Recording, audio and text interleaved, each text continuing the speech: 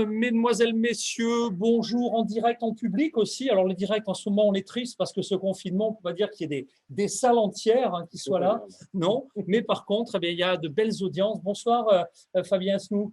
Bonsoir, Marc-René. Bonsoir à tous. Merci pour ce beau cadeau vachement pointu, l'atelier des intervenants King Size. Juste avant, tiens, j'aperçois Bernard du pôle logistique Wallonie, un beau territoire, un beau premier tour d'horizon des cercles des territoires d'excellence francophones. Et là, on va finir par ce qui est l'ADN même du village francophone, c'est de rapprocher les technos de rupture des filières métiers. Alors, les filières de rupture, ça se porte bien, ce collectif, depuis nos premiers pas à Vegas, un peu de chemin parcouru, Fabien Asnou. Oui, à la fois la supply chain avec le Covid, on a enfin compris qu'on était un petit peu utile au quotidien, donc c'est quand même une bonne chose.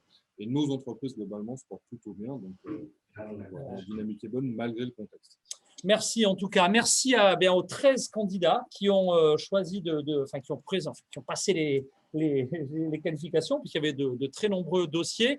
Merci aux membres du jury. Certains sont sur le Zoom. Amis jurés, si vous voulez nous rejoindre sur le Zoom pour poser vos questions en direct, vous n'hésitez pas. Et si ce n'est pas possible, on suivra également vos questions en ligne. On démarre tout de suite avec notre premier candidat qui est Inès Quentin. Qui est-il ? Et donc le premier candidat est le candidat Third. Donc, allez, juste après le jingle, ce sera à vous.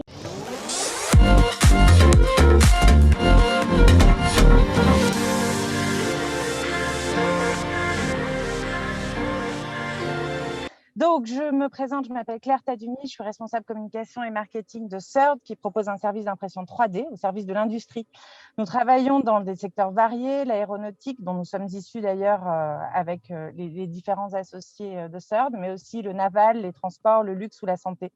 Aujourd'hui, il faut savoir que près de 8 entreprises françaises sur 10 considèrent l'impression 3D comme un moyen efficace de surmonter les retards de la supply chain ou les pénuries d'approvisionnement. Alors évidemment, crise sanitaire, flux maritimes ralentis, sinon bloqués de façon récente, et le coût du fret aérien nous amène tous à repenser nos schémas. Désormais, il faut savoir qu'envoyer une pièce en production en impression 3D chez Third, ça revient à envoyer un email et ça n'implique pas de pièces à fabriquer. Donc, le sujet des pièces de rechange dans le secteur de l'aéronautique, par exemple, est un bon exemple pour illustrer mon propos.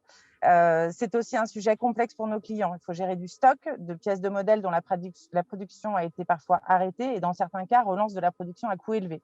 Et aujourd'hui, la fabrication additive, justement, permet de ne stocker que des fichiers 3D et de reproduire des pièces à la demande.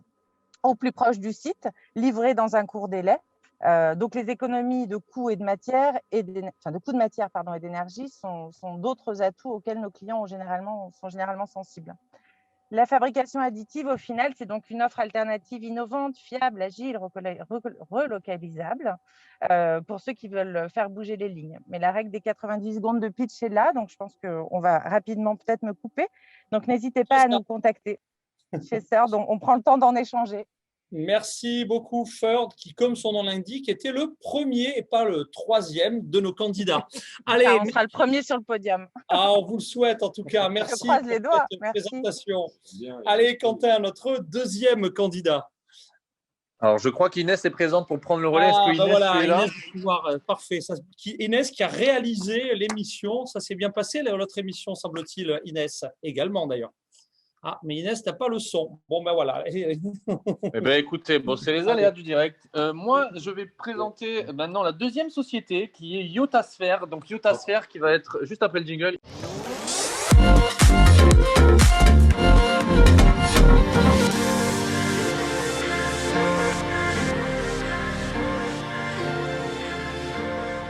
Bonjour, donc je suis Pascal Durand, cofondateur avec David Georges de la société Yotasphère, que nous avons créée en 2020 et qui est spécialisée dans la traçabilité, notamment pour l'industrie agroalimentaire. Comme nous utilisons les technologies de l'IoT, la blockchain, pour répondre aux différents enjeux. Ces enjeux au niveau industriel portent sur des notions de transparence et de confiance entre les acteurs, de sécurité, du respect des règles sanitaires tout le long de la chaîne, et du respect des règles environnementales de plus en plus strictes. Alors, notre traçabilité se situe sur deux axes. Dans le sens du suivi, donc à chaque étape, chez chaque acteur, le respect des règles sanitaires est vérifié et inscrit dans un registre commun, immuable et sécurisé, qui est une blockchain. Et de la même façon, dans le sens de la composition, puisque tous les produits mélangés vont être également inscrits dans cette blockchain. Enfin, cette traçabilité peut aller jusqu'au recyclage, puisqu'on peut effectuer le suivi des emballages et des déchets. Donc, notre solution, en fait, est donc une chaîne logicielle qui lie tous les acteurs par leurs actes via des contrats intelligents. Un moteur intelligent, donc Yotalink, lui va analyser les données et pouvoir réagir en temps réel. Les échanges sont donc ainsi fluidifiés, automatisés, et la chaîne logistique est ainsi plus sécurisée et plus réactive. Pour résumer, donc, il s'agit de suivre, mesurer, réagir et contrôler en allant au maximum vers une traçabilité intelligente avec zéro intervention humaine. Voilà, je vous remercie de votre attention. Merci. On est bien dans les temps. Alors du coup, on va passer au troisième candidat. Est-ce que vous pouvez départager votre écran, s'il vous plaît? Ok. J'essaye. Voilà. Cool. Parfait. Merci. Ok, Inès, le troisième candidat. Du coup, le troisième candidat, c'est Find and Order. Allez, go ahead. Find and Order. Bonjour à tous.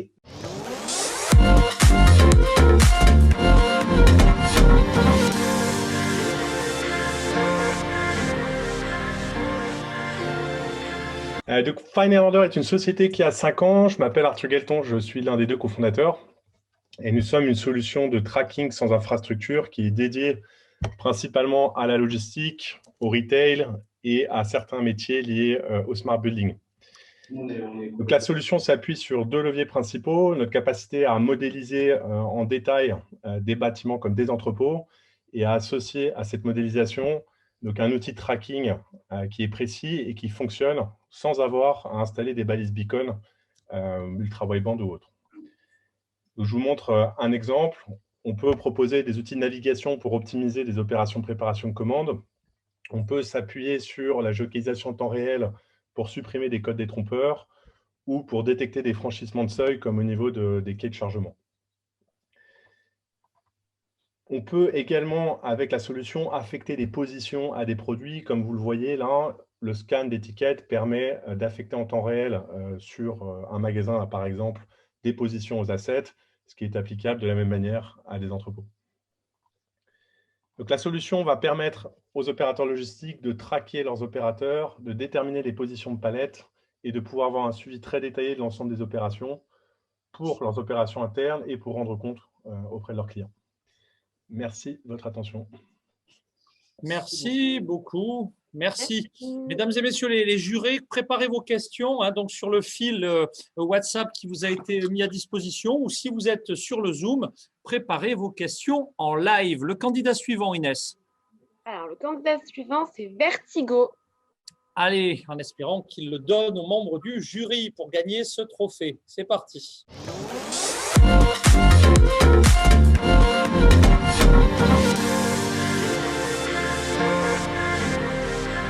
Alors, nous, Vertigo, on a un terrain de jeu, c'est la supply chain. Très clairement, c'est un secteur qui est énormément touché par l'environnement, par son environnement aujourd'hui, que ce soit les enjeux politiques, sanitaires. Les consommateurs évoluent, ils sont de plus en plus sensibles aux enjeux environnementaux et sociétaux. On a une gestion multicanale à gérer, on a une production à la demande. Voilà, donc, c'est beaucoup de facteurs qui aujourd'hui rendent la prévision difficile. Notre mission aujourd'hui, c'est de rendre un monde plus prévisible pour l'ensemble des acteurs de la supply et du business en général. Concrètement, comment ça fonctionne? On est une plateforme d'intelligence artificielle qui va générer des prédictions de haute précision afin d'optimiser tout ce qui est lié à la prévision de la demande, des stocks, des flux logistiques et également aussi tout ce qui est optimisation des ressources. Aujourd'hui, on est une solution automatisée. Donc, on vient aussi pour épauler des équipes et supprimer toutes les tâches chronophages. Aujourd'hui, Vertigo est déployé sur plus de 100 sites industriels en France et en Europe. Et on a pour vision de devenir un acteur fondamental dans la prévision via l'IA. Qu'est-ce qui se cache derrière cette plateforme? C'est une équipe de data scientists. On a beaucoup de profils PhD et on est également une équipe commerciale qui vient pour faire le lien entre le client et l'utilisateur final. Merci beaucoup pour votre écoute et puis désolé pour le problème technique, je n'ai pas pu partager entièrement mon écran. Mais c'était très bien. Merci Yvan, merci pour ce pitch. Nous en sommes à combien, Inès? Merci. Alors, c'était le 4e candidat. Donc là, on attaque avec le 5e, qui est Avant Exaco. Allez, avant une première série de 3-4 minutes de questions. Préparez vos questions, messieurs les jurés. Monsieur le Président.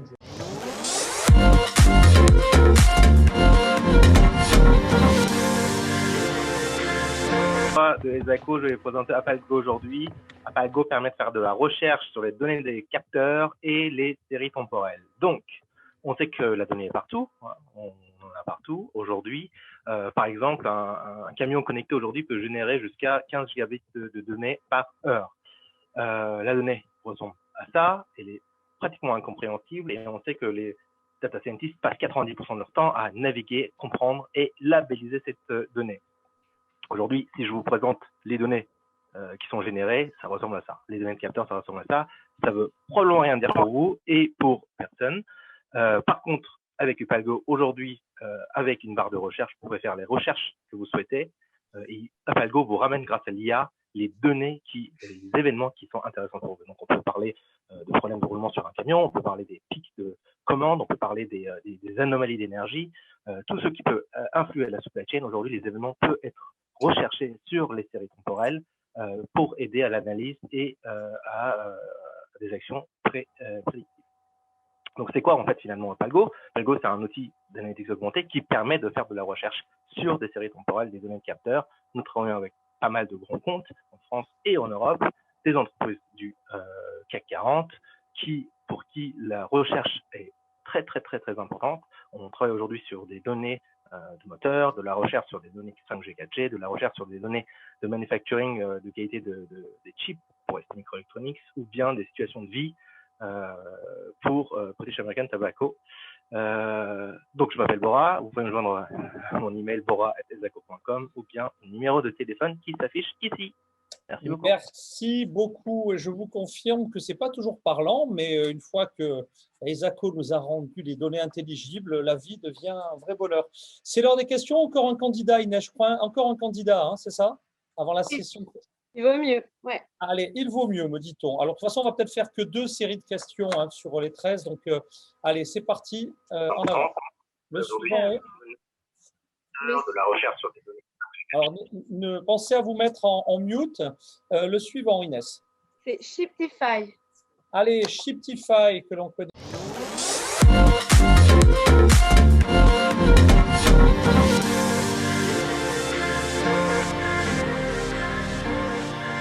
Top. Salut Lionel, c'est Marc Lionel, pardon, c'est bon de te retrouver. C'était une bonne surprise dans ce monde où on ne sort plus. Et je vois que tu es très bien accompagné. C'est gentil. Et ça, c'est encore une surprise. Bon, bah, écoutez, bonjour à tous. Donc, je suis Romain, un des 3 cofondateurs d'une société qui s'appelle Shiptify, société qu'on a créée il y a 4 ans. 4 ans où j'ai quitté le monde de l'entrepôt et des palettes pour rejoindre le monde de la start-up en créant cette société. Alors, on a une chance, depuis 2020, la supply chain est enfin à l'honneur. C'est devenu la star des JT, etc. Tout le monde commence à comprendre ce métier qu'on est en train de faire dans l'ombre. Et les derniers événements ne font que marquer tout ça. Par contre, ce que les gens n'imaginent pas, c'est que ce monde de la supply chain est encore extrêmement manuel. Tout se passe encore par mail, par téléphone, par fax. Les transporteurs, ils ont encore les fax dans les signatures des emails parce qu'ils reçoivent encore du business comme ça. C'est une vérité, c'est encore comme ça que ça se passe. Et pour vous donner un exemple, un container qui arrive de Chine, c'est plus de 200 emails qui sont envoyés entre 5 à 15 parties qui vont être le douanier, le port, la compagnie maritime, le transporteur, etc. Un autre exemple, vous êtes un industriel, vous vous appelez par exemple Somfy ou Carrefour, vous voulez suivre vos camions, savoir où sont vos palettes, il faut vous connecter à plus de 10 plateformes différentes pour arriver à suivre tous vos transporteurs, tous les partenaires avec lesquels vous travaillez. Donc, comme vous en avez marre parce que vous avez oublié le mot de passe, etc., qu'est-ce que vous faites? Vous reprenez votre mail et votre téléphone pour savoir où sont vos palettes. Et bien, pour remédier à tout ça, nous, on a créé une plateforme qui permet de centraliser toutes les données de tous vos transporteurs et de suivre dans un endroit unique toutes vos expéditions. Et en plus de ça, de canaliser et de centraliser dans cette même plateforme tous les échanges que vous pouvez avoir. Donc, je partage des documents, je veux chercher des étiquettes, je passe des coups de fil. Vous allez pouvoir chatter dans Shiptify, avoir une centralisation de traçabilité sur tous vos documents. Concrètement, à quoi ça ressemble? C'est une plateforme digitale classique auquel on est habitué dans le monde du B2C, mais qui est une vraie révolution dans ce monde du B2B où on a l'habitude de travailler sur des fichiers Excel. Notre grande fierté chez Shiptify, c'est qu'on est capable de centraliser sur un même outil les besoins de toutes petites PME qui vont organiser 5, 10, 20 XP par mois et de très grandes entreprises de monstres mondiaux comme Alstom, comme Yoplait, comme Yves Rocher qui organisent des dizaines de milliers d'expéditions. Et tout ça depuis Nantes où nous connectons plus de 4000 entreprises sur notre solution. Voilà. Merci beaucoup, Merci, Romain. Je ne m'abuse, où on t'a connu tout bébé dans le démonstrateur il y a 4 ans. Hein, c'était tes premiers. Et je vois que l'aventure continue. Et Fabien m'a même connu encore plus tôt, encore plus jeune. Voilà. C'est Mister Détecteur, Fabien. Je vous rappelle qu'évidemment, on est tous tristes de faire tout ça à distance, même si ça montre à quel point c'est aussi très complémentaire. Je vous rappelle qu'effectivement, en plus de se retrouver physiquement sur les grands rendez-vous mondiaux du transport logistique ou d'autres rendez-vous techno, on a aussi des démonstrateurs, c'est-à-dire 80 tonnes de décors de théâtre pour contextualiser vos usages dans un entrepôt, etc. Et le prochain, ce sera l'entrepôt du futur à la SITL au mois de septembre. Allez, un dernier candidat, une série de questions pour nos jurés. C'est parti. Inès. Le prochain candidat, c'est Pandobac. Bonjour, Chou.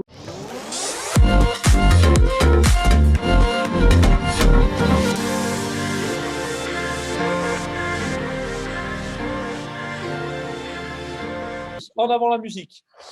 Bonjour à tous, et donc effectivement je suis Xu Zhang et j'ai cofondé donc la société Pandobac. On est des experts du réemploi d'emballage et on apporte des solutions concrètes et durables pour remplacer donc les emballages à usage unique tels que les cartons de transport. Les emballages jetables aujourd'hui sont de plus en plus pointés du doigt par les consommateurs et sont visés également par des lois comme la loi AGEC.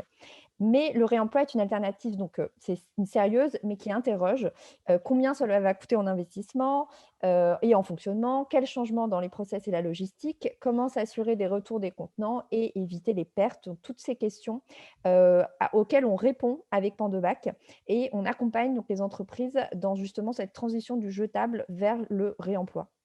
On intervient donc à tous les niveaux du projet, depuis l'étude amont de faisabilité et de coûts jusqu'à la mise en place opérationnelle des solutions, grâce à des services qu'on a développés donc nous-mêmes en interne et à de nombreux partenaires. On trouve les bons contenants réutilisables, les plus adaptés à l'activité, on s'occupe de les laver, de les remettre en état et on fournit également un système de suivi des contenants.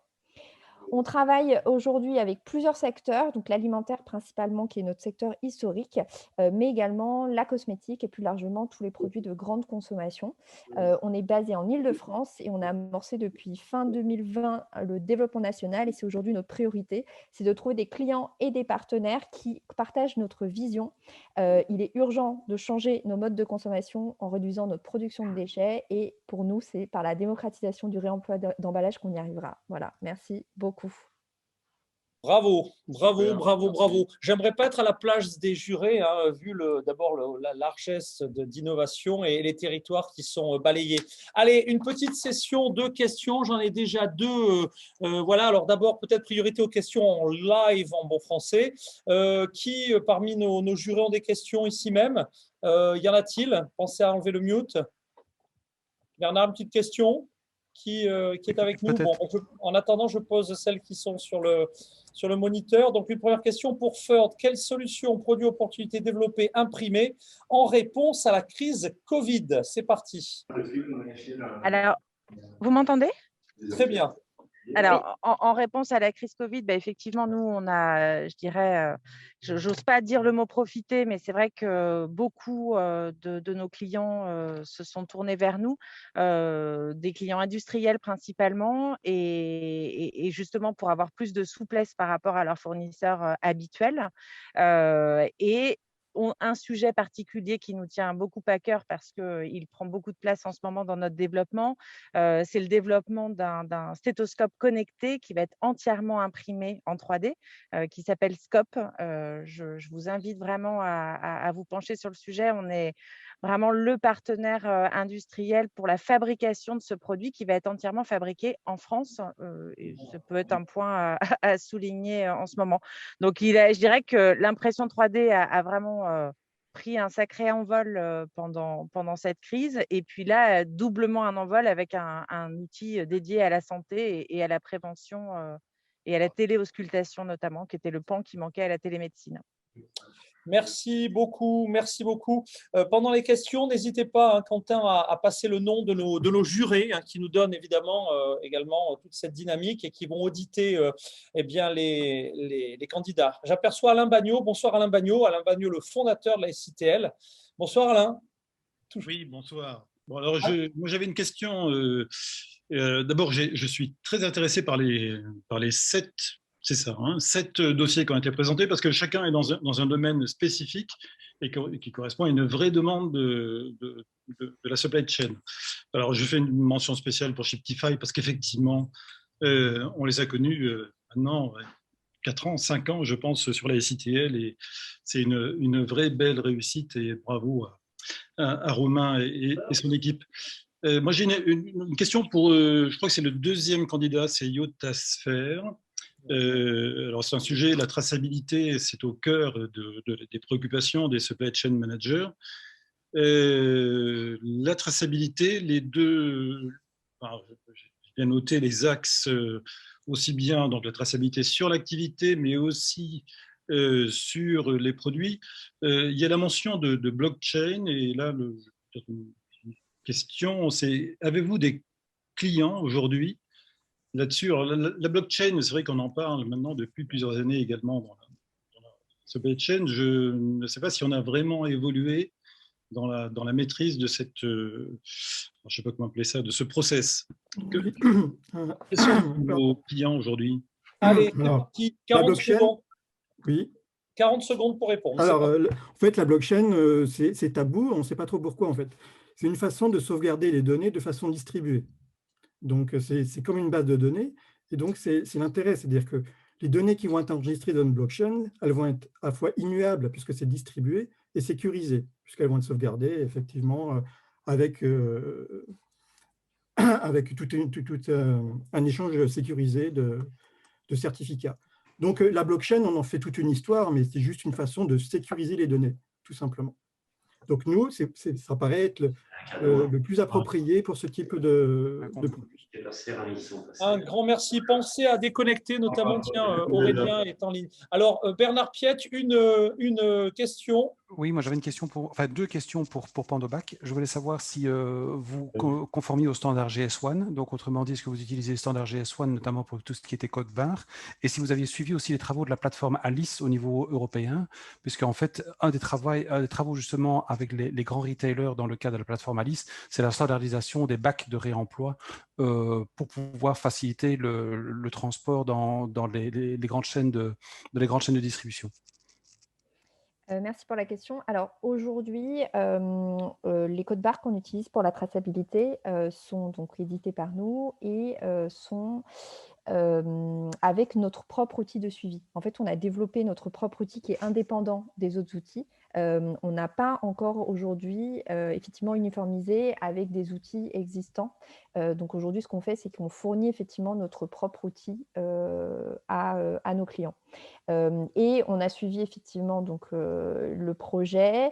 Nous, on s'est vraiment basé au début de notre activité sur le secteur de la restauration et des fournisseurs de la restauration. Donc c'est très spécifique et c'est un domaine qui n'était pas du tout visé justement par tout ce qui a pu être fait dans d'autres industries agroalimentaires ou automobiles, etc. Et du coup, là, on a vraiment développé notre propre service pour eux. Donc, c'est vrai qu'on était un peu en parallèle, on va dire, d'autres projets. Voilà. Merci beaucoup.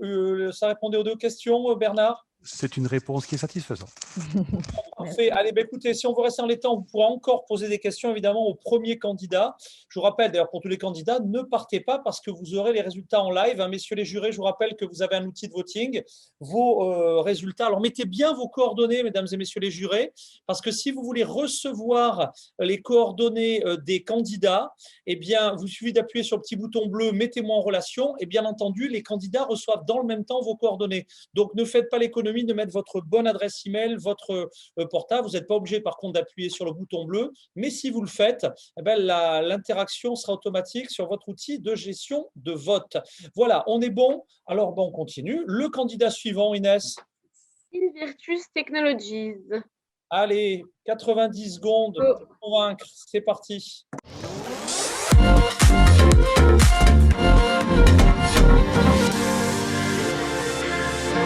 Technologies. Invirtus Technologies, on est un éditeur de solutions IoT. On est spécialisé dans la traçabilité d'ordre de fabrication en milieu industriel. Donc, vous voyez, nos clients, c'est de l'aérospatial, c'est de la défense. Donc, on est spécialisé donc, dans cette solution donc, avec d'une part donc, les trackers, les petits tags qu'on met sur les ordres de fabrication, souvent des bacs.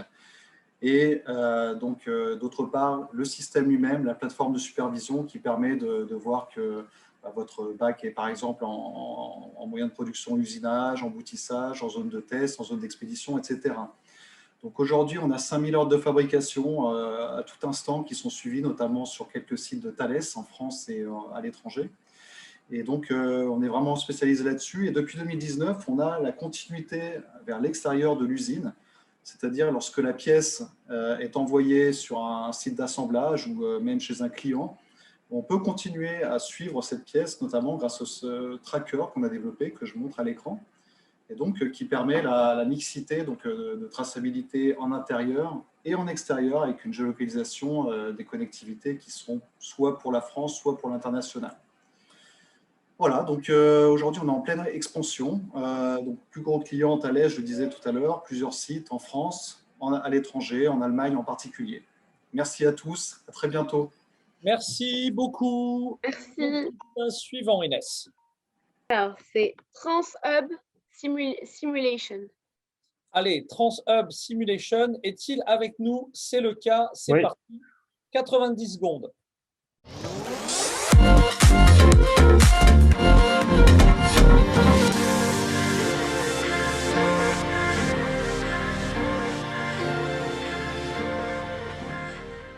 Moi, je m'appelle Gauthier, je bosse chez Transhub et je vais vous parler de TrainLab, qui est une application mobile dédiée à la formation en milieu industriel dans tout secteur industriel. C'est basé sur des environnements 3D que Transhub crée spécialement pour reproduire l'environnement réel de chacun de ses clients. C'est multiplateforme, ça veut dire qu'on peut se balader dans un environnement et faire une formation en réalité virtuelle au bureau et la continuer après chez soi sur tablette. Chaque environnement réel, chaque environnement 3D contient des objets sur lesquels l'apprenant peut cliquer pour changer en état, obtenir des informations, effectuer des manipulations, on le voit ici à l'écran, et peut également visionner du contenu pédagogique qui aura été inséré par l'instructeur pour se familiariser avec des manipulations ou des procédures. Il peut aussi répondre à des quiz, ce qui lui permet de recevoir une notation et d'éventuellement passer à l'exercice suivant et de réussir un examen. Donc, c'est vraiment de l'apprentissage au rythme de l'apprenant. La valeur ajoutée principale, elle est encore plus dans l'éditeur d'exercice mis à disposition de l'instructeur. C'est un éditeur graphique, comme on le voit, qui permet aisément de customiser un exercice ou d'en créer des nouveaux en changeant les conséquences de chaque action. L'instructeur peut aussi modifier certaines caractéristiques de l'environnement. Évidemment, ça vient avec un petit LMS qui permet de suivre la progression de chaque apprenant. C'est disponible en démo sur le Play Store et sur l'App Store. Merci. Ah ben, c'est top et ça fait 90 secondes et ça fait rêver. Merci beaucoup. Merci. Les candidats suivants, Inès. C'est Weaver.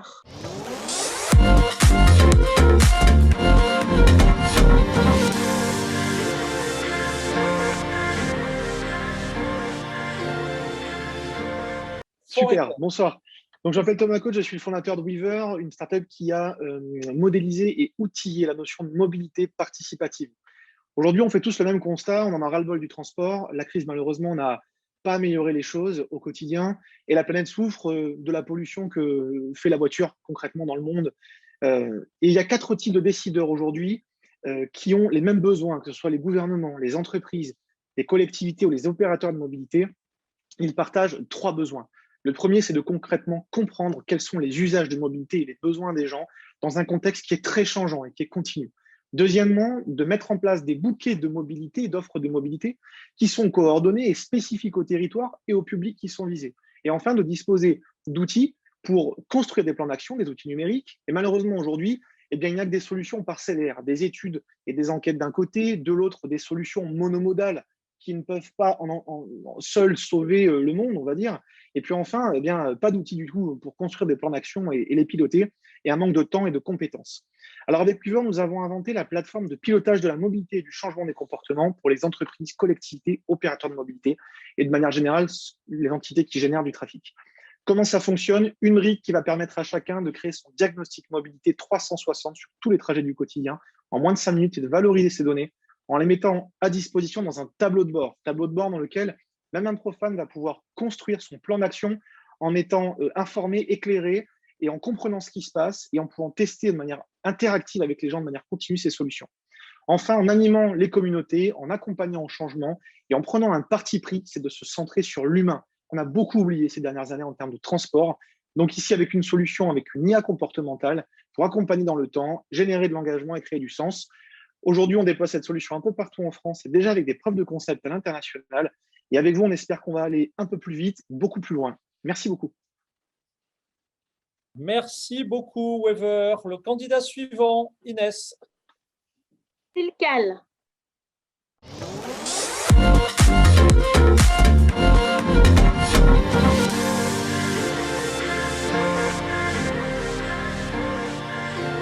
Bonjour à tous, donc Mathieu, je suis fondateur SEO de Tilcal. Le constat, on en a déjà parlé pour beaucoup d'industriels et de marques aujourd'hui, la traçabilité, c'est-à-dire avoir une visibilité précise, factuelle, temps réel sur leur chaîne d'approvisionnement, est en train de devenir un enjeu majeur, et ce pour répondre à différentes questions. Un, le besoin de transparence des consommateurs. Ensuite, la pression croissante de la régulation, notamment sur le devoir de vigilance. Et évidemment, pour gagner en résilience et en efficacité, on l'a tous vu avec la crise. Simplement, la traçabilité, ça veut dire des choses différentes en fonction des métiers de l'entreprise et en fonction des gens à qui on s'adresse. Tilcal, c'est la première plateforme qui fournit une vue à la fois end-to-end et 360 degrés sur la traçabilité en répondant aux questions qui ont trait aux fournisseurs, au suivi de leur certification et de leurs audits, aux transactions qui ont lieu avec ces fournisseurs et à leur exécution, et évidemment aux flux produits qui sont sous-jacents et avec l'ensemble des transformations, des agrégations, des compositions qui peuvent avoir lieu au sein de ces flux produits. On déploie notre plateforme donc, qui est en gros un agrégat de différentes technologies de blockchain et d'analyse sur les données qu'on récolte. Donc, on déploie ça sur des centaines de références produits aujourd'hui qui vont depuis la crevette du Mozambique jusqu'au lait pour enfants de Danone distribué en Chine, jusqu'à des laines de verre pour des industriels de l'aéronautique comme Daher, ou encore des couches ou des cosmétiques. Donc, on travaille avec des entreprises qui vont des ETI aux très grands groupes, et ce qu'on recherche principalement, évidemment, ce sont d'autres clients à aider pour mettre en œuvre une traçabilité bout en bout sur leur chaîne d'approvisionnement. Eh bien, merci beaucoup, merci. Le candidat suivant, Inès. Alors, c'est le dernier candidat et c'est Zélocé. Allez.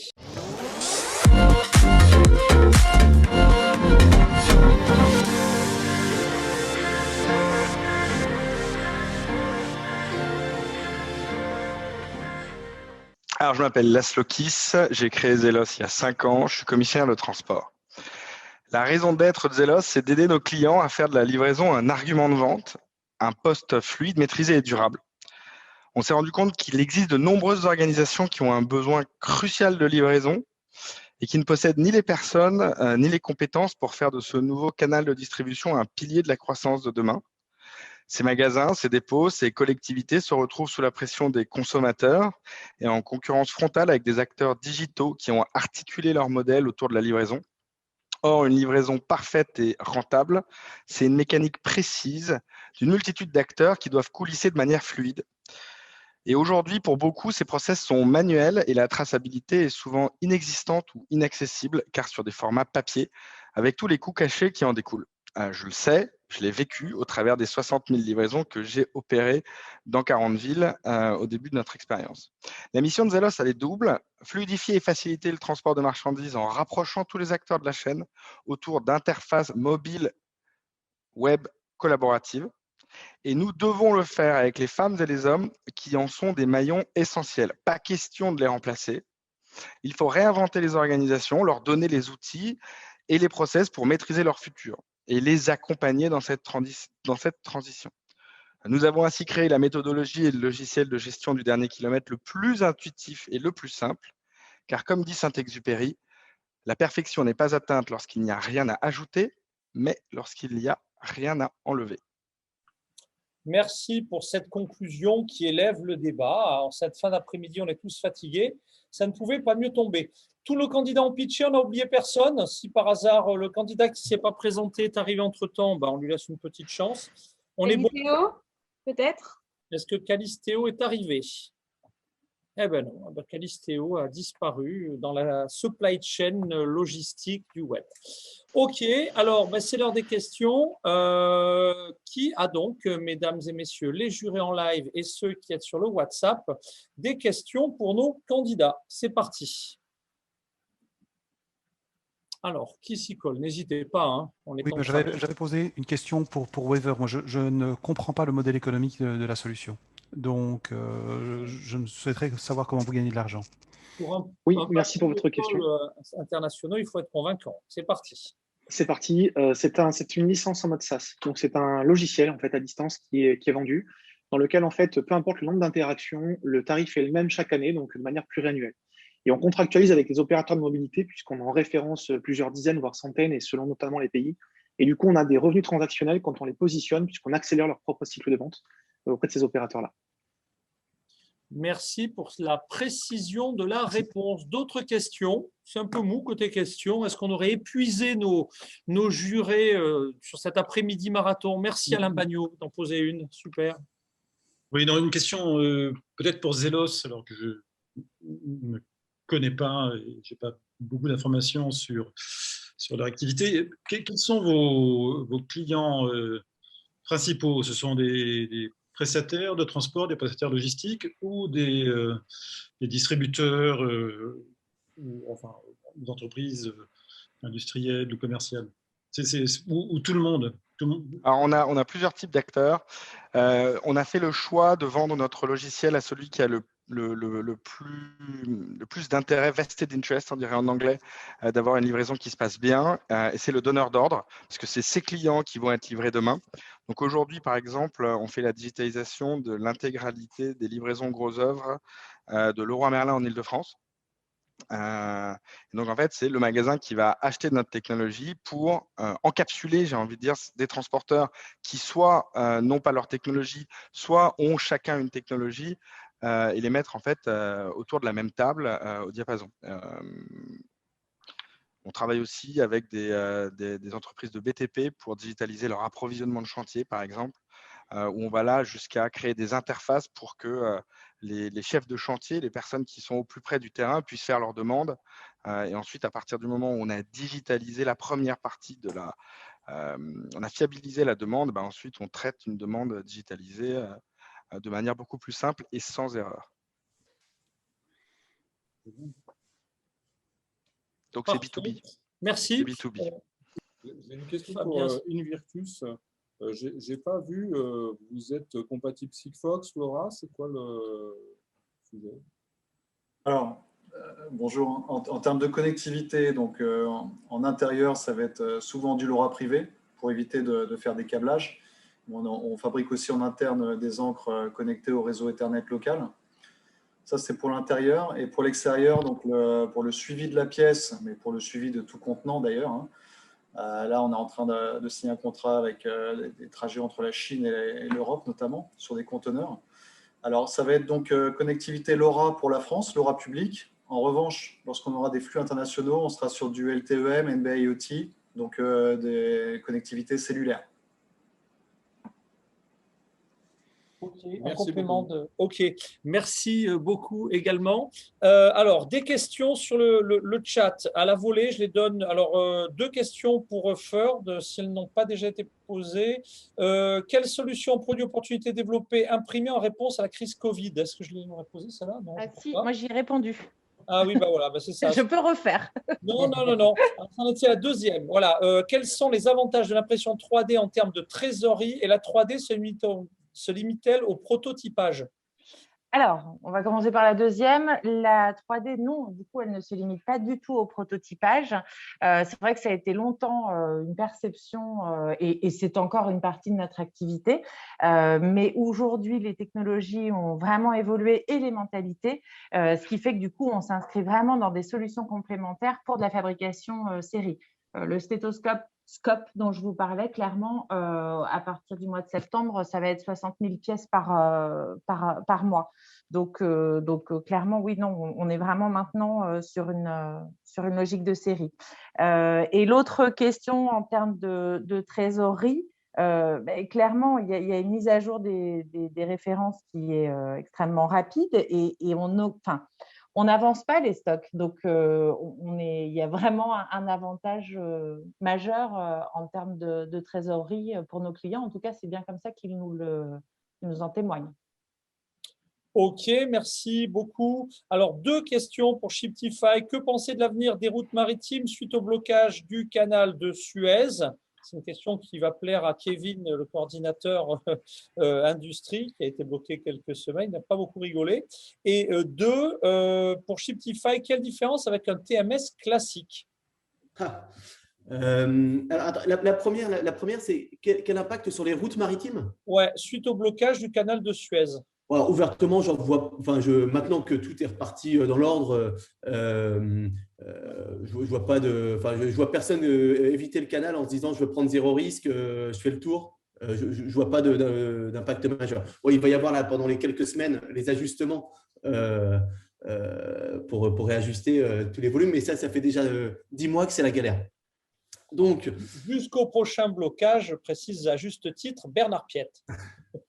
Bon, on n'en a pas connu en je ne sais pas combien d'années, donc il faut se dire que le prochain, et on espère que, même si ça fait le buzz pour nous, on espère qu'il advienne le plus tard possible. Quelle grande différence avec un TMS classique? La différence, elle tient à 2 points. Un, la simplicité d'implémentation.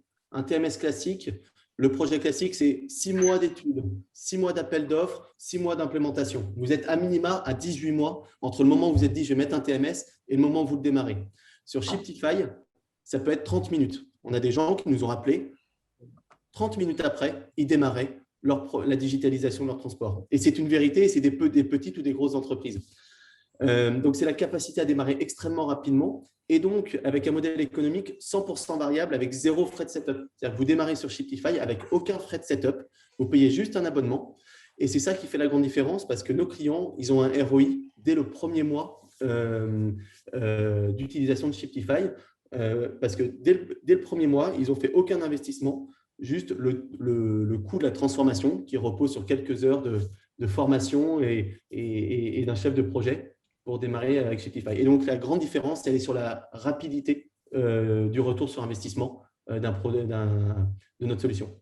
Voilà. Oh, allez, pas mal de questions sur le chat aussi. Transurb, simulation, le modèle de formation, et je suppose adapté à chaque client. C'est vous qui modélisez les équipements qui servent à l'apprentissage? Point d'interrogation. Comment? Quels sont les secteurs d'application? Une question de Sophie. Donc, les secteurs d'application, ils sont multiples. Ils sont infinis, en fait, parce que justement, on modélise tout type d'environnement. On modélise un entrepôt, on modélise un matériel roulant, on modélise un camion et on active sur demande du client des objets dans cet environnement 3D qui peuvent être actionnés, cliqués pour soit recevoir des informations sur cet objet en question, soit pour performer des actions, choisir ouvrir, fermer, selon le scénario qui est à définir par l'instructeur dans un éditeur d'exercice donc qui est mis à disposition de l'instructeur et qui est super intuitif et qui permet de… Donc, nous, on fait l'environnement 3D, on met des objets interactifs et puis l'instructeur, chez le client, est libre de faire des exercices à l'infini sur cet environnement 3D. Allez, l'environnement réel. Merci beaucoup. Peut-être pour nos jurés, une toute dernière question pour pas qu'il y ait de frustrés. Une déjà pour Pandobac. Qui assure la production des bacs et avec quelle stratégie? 100% recyclé en produits de base? Point d'interrogation. Alors aujourd'hui, on travaille avec des partenaires et on a également développé notre propre modèle de bac qu'on industrialise en France. Donc on fait un mix effectivement nos bacs et des bacs qui existent déjà et ils sont tous en 100% donc plastique PP ou PEHD qui sont 100% recyclables en fin de vie. Après nous, l'idée c'est de pouvoir optimiser au maximum leur utilisation sur un cycle de vie et de pouvoir les réutiliser un maximum de fois avant de les recycler. Mais bien sûr, à la fin, ils sont recyclables et on s'occupe de les récupérer, de les renvoyer à des industriels pour qu'ils puissent effectivement les recycler. Merci beaucoup, mesdames et messieurs les jurés en ligne. Une dernière question pour pas qu'il y ait de frustrés. Allez, plus de questions. Fabien Asnou, un petit commentaire. Bah, tiens, en 4 secondes. Alain Bagnot, un commentaire également. Et puis Bernard également, un petit commentaire. Non, moi, je suis, comme d'habitude, passionné par voir toute l'innovation dans la filière. Pour être un vieux de ce secteur, je suis bien content de voir qu'en une dizaine d'années, d'un seul coup, beaucoup de jeunes entrepreneurs et de nouvelles technologies sont venus immerger notre secteur et il en a bien besoin. Et on voit bien que ces innovations, elles touchent absolument tous les pans de nos métiers. On a la parfaite démonstration ce soir avec les 12 pitchs qu'on vient d'entendre. Donc, un grand merci d'ailleurs à vous tous pour vos participations. J'ai grand plaisir d'en croiser un certain nombre d'entre vous que je connais déjà bien. Mais je suis aussi content de voir que notre filière attire des jeunes talents. Donc, bravo à tous. Bravo à tous. En effet, Alain Bagnot, un petit mot, un petit commentaire de fin. Non, mais je vais reprendre ce que vient de dire Fabien. Si c'est un ancien, moi je suis un dinosaure hein, dans la logistique. Vous avez commencé à la charrue à bœuf, c'est ça hein? Absolument, mais la logistique, ça remonte à loin. En 1443, ok. Non, maintenant, moi, c'est vrai que j'étais très intéressé par la diversité des solutions. Alors, je ne connais pas, comme Fabien, aussi bien tout ce monde des startups. Là, je n'en connais que une ou deux. Mais bon, je suis vraiment impressionné, effectivement, par la précision, enfin, les problématiques qui ont été identifiées, les solutions qui sont apportées et qui, visiblement, fonctionnent, puisque toutes ces startups, pour certaines, ce sont peut-être un peu plus que des startups, ont déjà prouvé la valeur de leurs produits, mais quoi qu'il en soit, là, je reprendrai le propos de Fabien, c'est vrai que ça nous donne des vraies perspectives d'évolution encore sur ce marché. Allez, en tout cas, merci beaucoup. Alors, c'est l'heure des remerciements. Je vais dans un instant donner les résultats. Bon, je vous rappelle, qu'est-ce que vous gagnez? D'abord, vous regarderez sur le site, il y a toute une liste de lots. Il y a d'autres partenaires. Je pense évidemment à Stratégie Logistique. Je ne sais pas si Gilles nous a rejoint sur ce live, mais le rédac chef, évidemment, de Stratégie Logistique mettra à l'honneur les gagnants. Évidemment, j'appelle les autres partenaires médias à nous aider à relayer et à nous rejoindre au sein du village francophone et de nos futurs Learning Expedition sur tous les grands temps forts internationaux. Donc, de la détection de pitch, ça continue tout le temps. Sur Vivatech, on va faire, ce ne sera pas un gros événement, mais on aura une petite session de détection. Si vous y êtes, si vous en connaissez, soyez prêts. Ensuite, la SITL, ensuite des rendez-vous internationaux. Kevin Boisse, le coordinateur, lui, du collectif Industrie, bossait sur le Canal 2. Ça s'est bien passé la journée. On a été un peu joueurs, 2 émissions en parallèle. Parfois, c'est un peu… Voilà, donc on apprend en marchant. Ça s'est bien passé, sinon, Kevin? Non, très bien, très bien. Pareil, des super pitchs, de super technologies, des ambitions pour nos futurs démonstrateurs. En tout cas, clairement, de belles détections. Voilà, donc le démonstrateur, c'est l'aboutissement de tout notre travail. C'est-à-dire que si vous connaissez déjà nos démonstrateurs, avant, c'était la somme des partenaires exposants qui voulaient bien s'y rendre. Là, nous faisons désormais avec le village francophone un programme à l'année de détection des meilleurs, ceux qui vont être aujourd'hui, évidemment, vous êtes déjà les meilleurs puisque vous avez été nominés.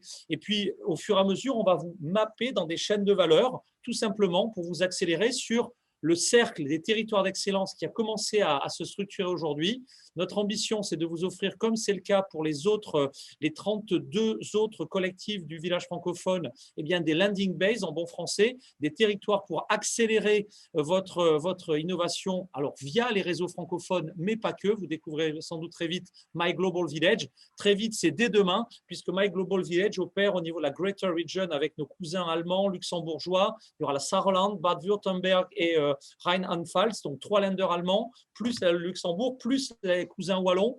Donc tout ça nous crée un espace aussi d'accélération sur 2 langues.